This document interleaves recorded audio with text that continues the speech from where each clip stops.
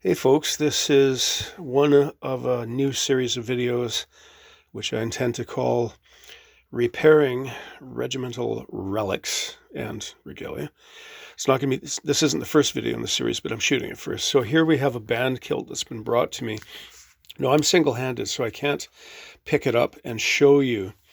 But if I pick this up and hold it up against the light, I could see that, well, first we have this tear, which is why the kilt was brought to me. But when we hold it up to the light, we see that this whole band, here's the canvas and lining is underneath here, but this whole band is noticeably more translucent than lower down on the kilt. So we've had a great deal of wear here. It's literally threadbare.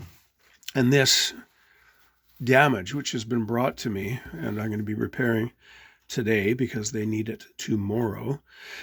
This if I knew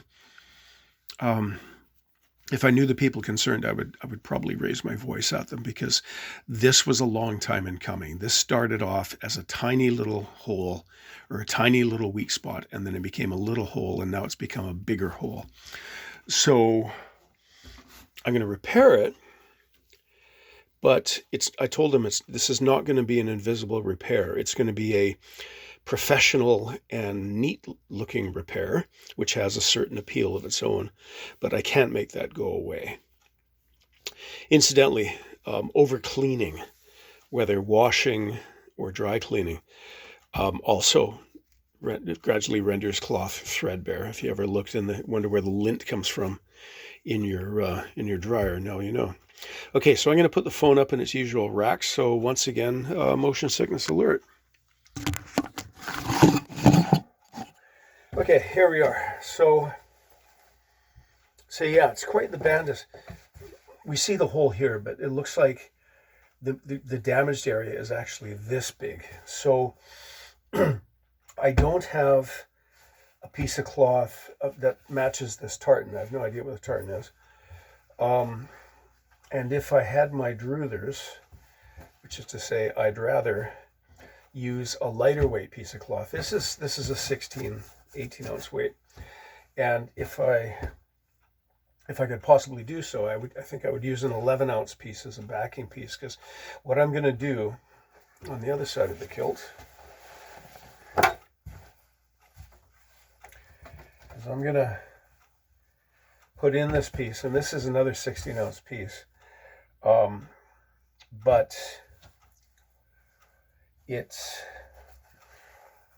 don't think it's going to affect the comfort. It's not going to, putting in this heavier weight of piece isn't going to affect the comfort or the appearance, or at least it won't have a negative appearance, any more negative than this blasted hole, than if I'd used a lighter cloth, because up here it's pretty much under compression, as it were. It's tension across the piece, but it's backed up by the person's abdomen, right? It's not hanging free. So what I'm going to do is I'm going to baste this. I'm going to clean up this edge. I'm going to baste this into place. And I'm going to see if I can get that. Let's align that so that the weave here is going in the same direction as the weave there. So here. So I'm going to center it on this damage. So it's going to come over like that. And let's just trace, because I don't have a lot of time here, and this might wind up being a work in progress. But as you can see, I just used the chalk to trace this angle, or this curve, I should say.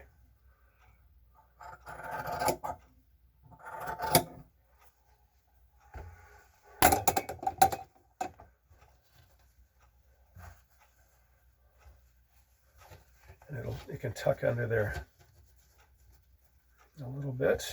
I can tuck under there a little bit, and I got quite a bit of space there. So let's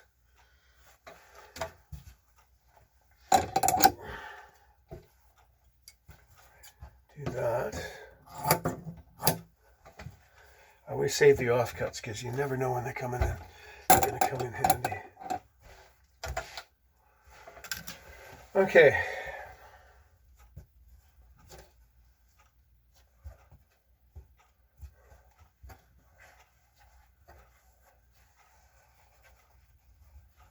So that's about like that. And like that. No. Any grinding noise that you hear, that's the sound of me thinking as I puzzle this out, because this, oh crap, this is something of an experiment. We're seeing, oh for crying out loud. Evidently I'm a little more than usually clumsy today. All right. Okay. Not going to pull any more threads because they just, yeah. I think I'm going to leave that feathered edge, because what I'm going to do now is I'm going to baste it in a position, or sorry, baste it just to keep it in place.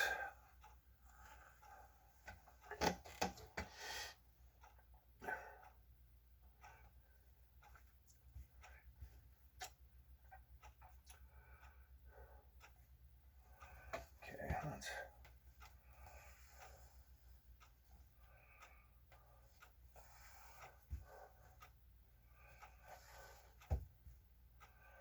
Now, again, I told the customer, because this is like a super quick alteration, and I've got a super quick deadline, and I took it on for a number of reasons, because I've got lots of other work, but I fit this into the schedule. I got up a couple of hours early this morning. This time of the year, the birds start swearing at each other, you know, the hour before sunrise. So I was woken by the local songbirds at about 4:15. So I got up and got 3 hours in.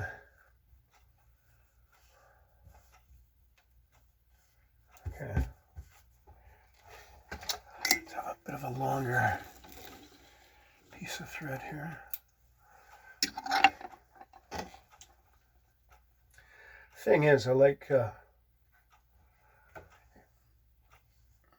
it's easy to impress people with customer service, because there seems to be so little of it around elsewhere. So put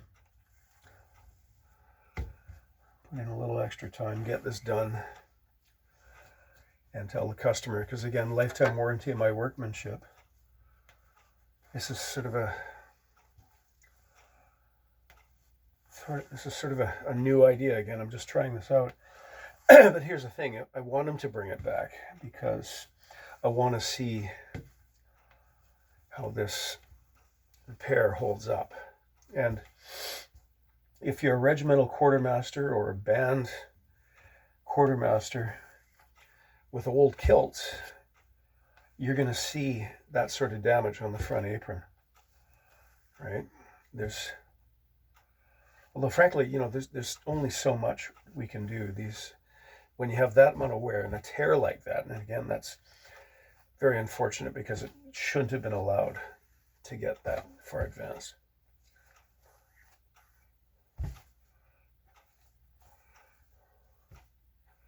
So I'm going to keep doing this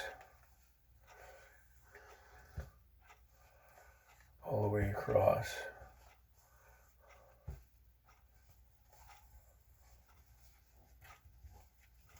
Get over there.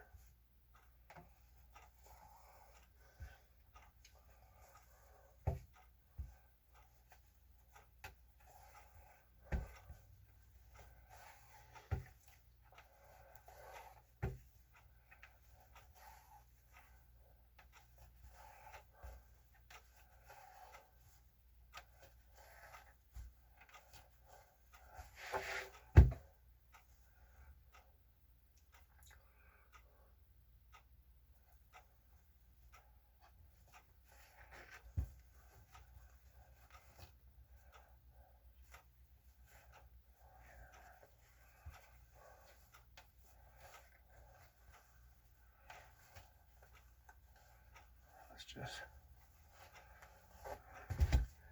leave it like that. Okay. So the next thing I'm going to do, we can feel that the edge of the backing piece goes to about there. We can feel it with a finger. So what I'm going to do, I'm going to take, I'm going to spend some time finding the best color match that I can find, and I'll bet a nickel that it'll turn out to be the old olive drab khaki.